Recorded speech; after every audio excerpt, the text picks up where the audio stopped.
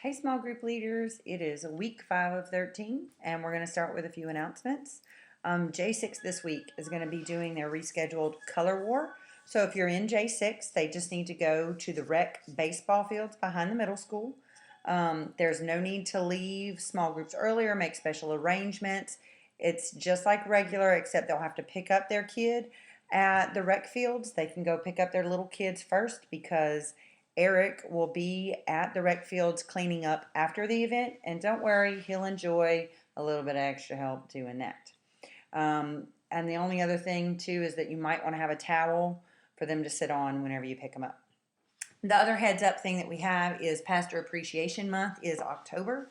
We will be asking our small groups to do a few special things for us, but I'm not going to tell you the specifics because artist own ears are listening in, Sharon and Terry. Okay, I'll get with you leaders, leader by leader, to talk to y'all about what we're hoping for this year. Okay, so we're going to start off with, I hope that y'all are having housekeeping announcements at the beginning of your group, reminding people to keep what's said in group, addressing issues that maybe have come up and you think maybe everybody needs to hear those rules over again, whatever it is. Instead of singling a certain person out. And I hope that y'all are making sure that y'all are having very productive discussions. And that's what we're going to talk about today is productive discussions. The number one thing about productive discussions is trying to stay on topic, keep politics or any divisive talk away, this denomination against this denomination, any kind of negative talk like that. And the way you do that is just reframing and reminding people why you're here and what the topic is. So to have a good discussion, you also need to get them talking. And the best way to do that is open-ended questions. Most people that are in our small groups are there because they want to be in a small group. So they're open to having discussions.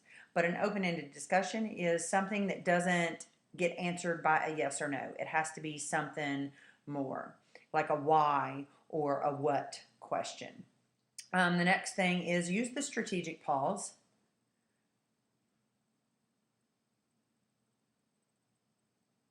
It is okay to have silence, and it is okay to have a little bit of discomfort because sometimes people are just thinking, and it just takes that little extra second of pause that encourages someone to finally speak up. Next is encourage others to add reactions or build on something that someone else has already said. And you can revisit past contributions because it also makes the members feel really good that it was heard, that it was soaked in by somebody else, and then being used for the rest of the class. So that makes someone feel very valued whenever it comes back up again in another class or another day. The next thing is getting others involved. There are certain people who don't do big groups very well or who have plenty of opinions, but they're not apt to speak up. I have a couple of little things that you can do. First thing is watch their body language.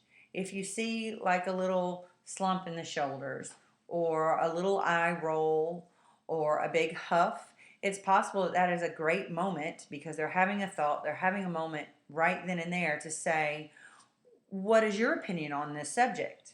It looks like you might have an opinion on this subject. What's going on?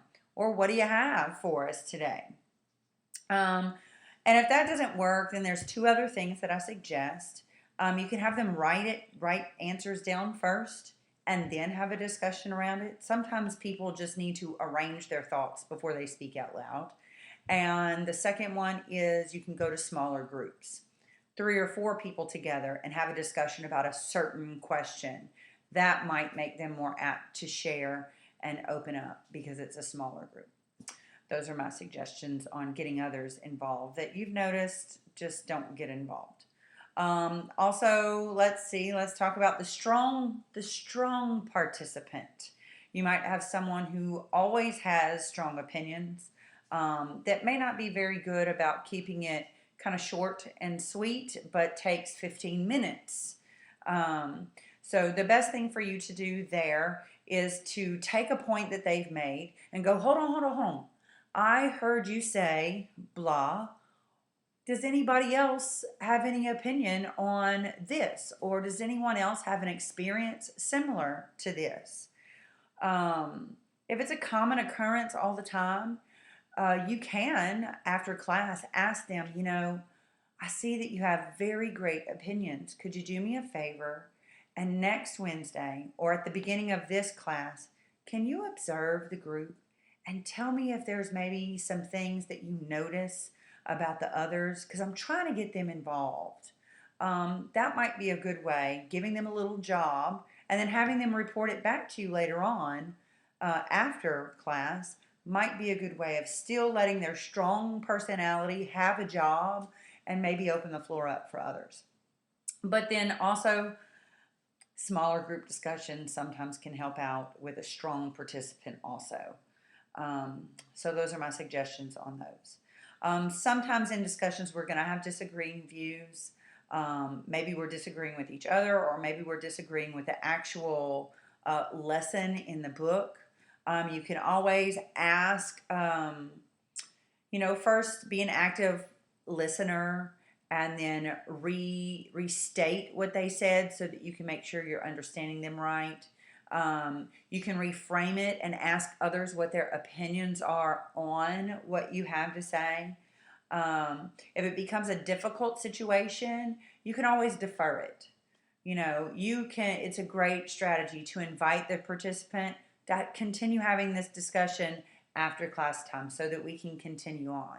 But thank you so much for your actions and your participation. Sometimes that's very helpful.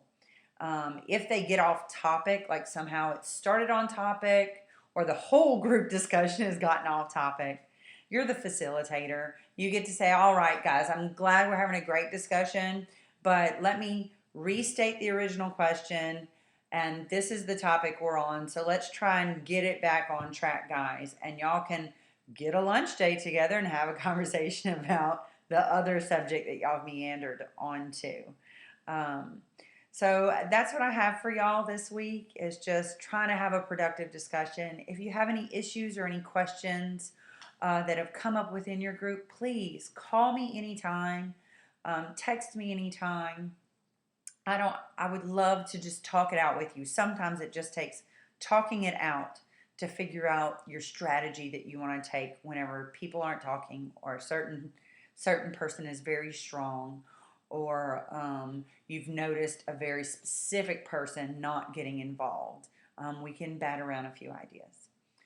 So we're going to end with prayer. Lord Jesus, just watch over our small group leaders this week as they go rest. Lord, let them rest this evening. Just let them be full of your spirit and preparing and organizing in their head how their group is going to go tomorrow. But also let them be open to what you have for them. Open their eyes, open their ears, so that they can see their people, so that they can see their community, that they are growing, and help give them ideas and insights about how to bring their group close and how to facilitate their next steps with you, because that's what we want here. We want to facilitate next steps and growth. Small steps are big steps. All right, I hope y'all have a wonderful Wednesday night.